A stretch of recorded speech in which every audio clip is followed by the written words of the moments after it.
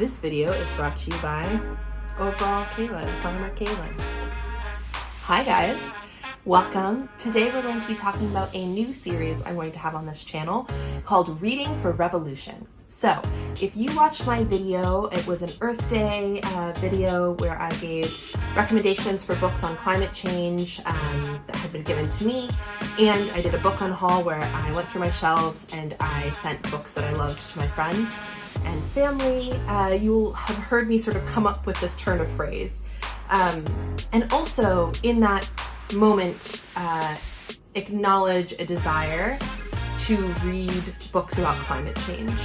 And this also is inspired in part by Leena Norm's Positive Panic series, which is very much about climate change, and I am totally inspired by the way that she has given a platform for that and things that intersections of books, book culture, and climate change, and how somebody can be both interested in books and willing to talk about climate change is just right up my alley. So I was introduced to Leena Norm's by a booktube friend, Liz, so thank you, girl. I don't just want to read books about climate change. I think I want to read books about climate change and feminism and social issues, housing policy, racism.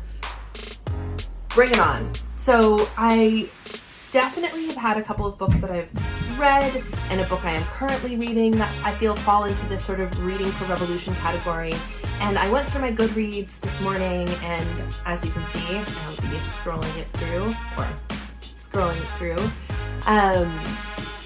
I compiled a list of books that either I've read, I want to read, or just are on my radar right now that could qualify for this project.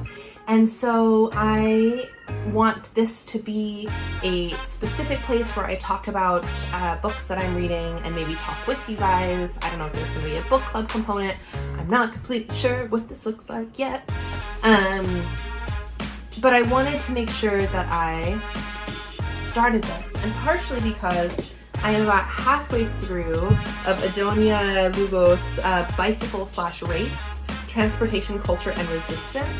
And this book I borrowed from my boss, actually. I was helping him clean out his office and he had this book. This is Adonia's PhD dissertation, and it is about an equitable bicycle movement and this idea of public transportation through the lens not only of environmentalism and community building, but also through the lens of social justice and race.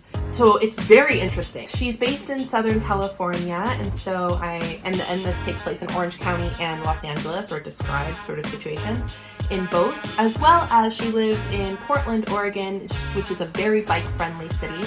She talks about sort of the build it and they will come model of build the bicycle lanes, build the infrastructure, and people will bike more model, which policymakers are favoring at the moment, and it's based off of using European bike-friendly cities as a model to take that infrastructure and place it in American cities. And she challenges that and says that we need to change the culture around biking, around who bikes, and what forms of transportation are deemed as good and safe and worthy of a certain class of people, and which forms of transportation are not, and tackling car culture in Los Angeles and street culture, and thinking about like what are the rules of the road, both in terms of physical, stop signs and bike lanes, but also what, like, is car king? Are we looking down on people who are biking? She tells a story of a neighborhood that doesn't want bike infrastructure put in because they have historic homes, they're very wealthy and white. It's sort of this insular community, and they protested bike lanes because they didn't want those types of people coming through their neighborhood. And those types of people are people who can't afford cars maybe and use their bikes instead. And those types of people may be just generally people of color or people of a lower socioeconomic status. And from living in LA, I can attest this is a car-centered city, and I am somebody who owns a bike and yet drives my car, partially because I don't feel super confident with navigating LA without a car, without GPS, and I feel a little nervous about my safety in terms of like not getting hit by cars, and the streets aren't that bike friendly everywhere, and so I would aspire to bike more, and this book is definitely inspired me to figure out how to get involved a little bit in this community. But I also want to make sure that if there is a policy conversation, there's a conversation about bicycle culture and biking, that we're making sure we're keeping race and history and socioeconomic indicators and all these other things in mind. And Adonia Lugo does a beautiful job of articulating this, and she relates it to a broader history of colonialism and sort of the founding of this country, and why people drive cars, and why people and like how cities were sort of built and founded, and how Los Angeles was founded and built, and why things are the way they are in sort of a broader context. So it was very, very good. It is very, very good. I'm really enjoying it. I'm probably going to finish it this week, and I will tell you more about it. But I just this reminded me, this is a book that I'm reading that feels very revolutionary, calls to revolution. How to Kill a City was a book I read and reviewed on this channel, but this book feels like it fits in the Reading for Revolution, about gentrification, inequality, and the fight for the neighborhood. So these two books are very city-based and sort of urban issues, in the sense of this is housing and this is transportation, and that is definitely something I'm interested in and what I've currently read. But I also am going to be reading climate change books soon from that beautiful list, as well as other socially conscious and critical and involved books that I'd love to talk more about. If this is something you're interested in, make sure you subscribe, make sure you hit that like button, leave me some comments of books that you think qualify as books that have helped you read towards revolution, and what you would want to see from this series. Do you want interviews with people who have maybe written these books or have also read these books? Do you want a book club to come out of this? Would you like this just to be book reviews that happen to fall into this category?